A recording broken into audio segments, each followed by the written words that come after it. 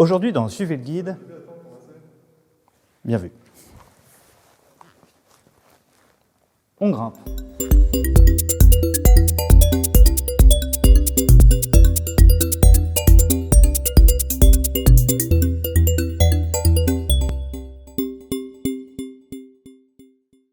Si vous avez emprunté au moins une fois la rue piétonne, vous avez déjà remarqué que dans le prolongement de cette dernière se trouve un calvaire massif.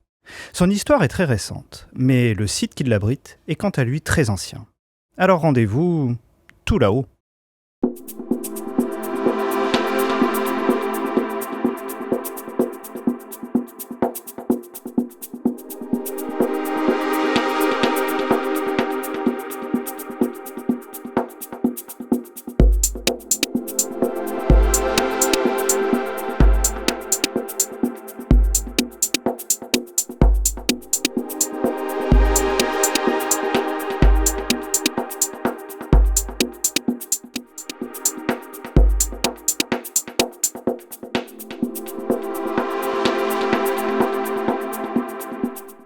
Ce lieu est connu sous plusieurs appellations.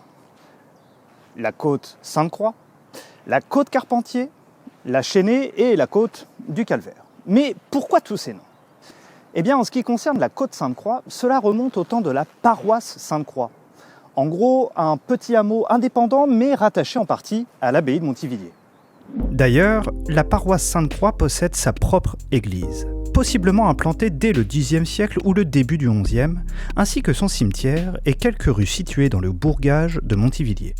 Cette paroisse disparaît en 1791 et l'église sera vendue à un sieur Tassin qui la fera démonter. Il n'en reste que quelques pierres incluses dans une maison d'habitation. De ces rues, on en connaît encore deux qui portent toujours le même nom, la rue au Chat et, plus étonnant, la rue à Siquet. Sur ce hameau se trouve également un champ de foire et une ferme très importante sur le plateau, toujours en place actuellement. Les limites du hameau vont jusque Saint-Martin-du-Manoir et le bois de Colmoulin. Pour finir, toujours sur son sol, on trouve la pierre grise, ancien dolmen remontant à 3000 avant notre ère.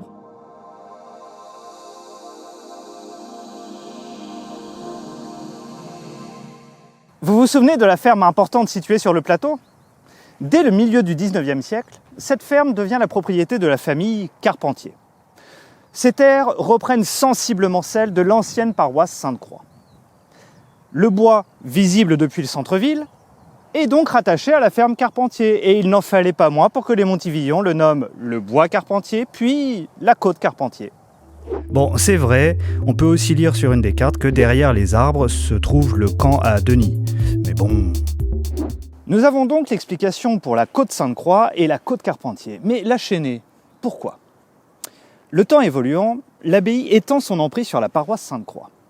D'ailleurs, en 1728, cette dernière demande aux paroissiens de planter 500 chênes non loin de l'église Sainte-Croix. Par la suite, une deuxième tranche de 500 nouveaux arbres devront, cette fois-ci, être plantés jusque la léproserie Saint-Gilles. Pour finir l'année suivante, avec pas moins de 900 arbres, jusque la ferme de la Montade.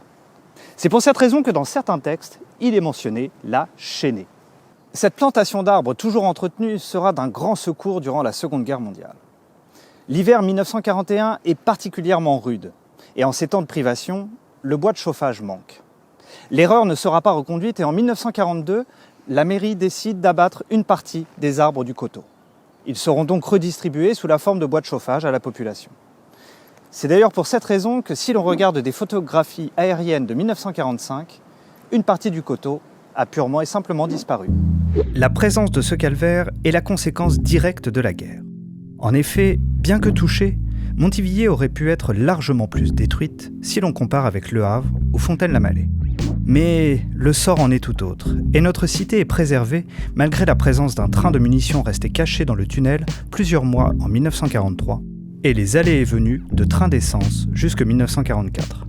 Aussi, toujours durant cette période, un groupe de paroissiens pense à ériger un calvaire si tout se termine bien, en remerciement de la protection accordée par Dieu à notre ville. Le terrain choisi appartient à la famille Carpentier, qui en fait don à la ville. Le dégagement des arbres facilite l'implantation d'une croix de bois pour marquer l'emplacement. C'est ainsi que le 18 juillet 1946, partant de l'église, une grande croix de bois est emportée en procession jusque les hauteurs de la côte. Ce calvaire se veut un lieu de mémoire pour les victimes civiles et militaires de la Seconde Guerre mondiale. Et la foule se recueille au pied de la simple croix de bois. Bon, en vrai, on avait pensé à faire quelque chose de simple et de bonne aloi. Dans ce style-là, quoi.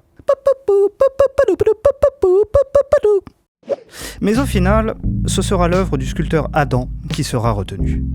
La cérémonie définitive se tient le 28 septembre 1948, une fois l'œuvre terminée. Adam réalise après-guerre de nombreux calvaires, mais également des bas-reliefs dans les immeubles de l'avenue Foch au Havre par exemple, ou encore sa plus fameuse réalisation, le Signal, plus connu sous son sobriquet de l'œil devant le MUMA. L'histoire de la représentation de la crucifixion remonte au IIe siècle avec un graffiti romain retrouvé au Palais Palatin de Rome. Ce graffiti d'Alexamenos est une caricature qui tourne les chrétiens en dérision. Pourtant, on retrouve dès 422 une nouvelle représentation du Christ en croix, un simple bas-relief de la porte de l'église de Sainte-Sabine de Rome, qui représente le Christ non plus sous la forme d'une caricature, mais serein sur la croix. Le 5e siècle sera celui de l'avènement du Christ triomphant durant son supplice. Il est parfois représenté en manteau, parfois dénudé, mais toujours la tête haute et les yeux ouverts.